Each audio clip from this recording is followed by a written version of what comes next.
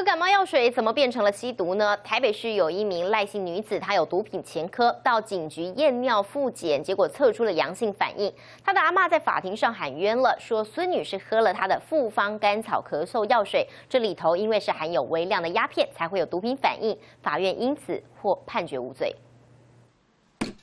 一瓶感冒药竟然衍生出吸毒风波。药局常卖的复方甘草药剂，因为治疗轻微咳嗽的效果不错，成为热卖商品。但里面有鸦片丁等成分，因此台北市一名有毒品前科的赖姓女子，吃了药后到警局验尿，呈现阳性反应，遭到法办。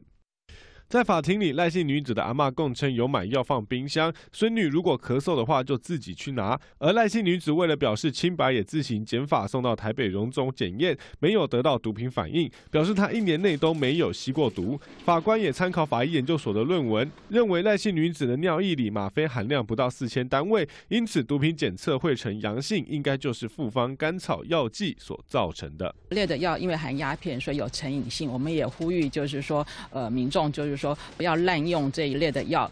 药师提醒，由于复方甘草药剂含有鸦片，可能会有低度成瘾的状况，建议民众这类处方药治疗感冒即可，不要长期使用。记者叶伟林、陈如群台北报道。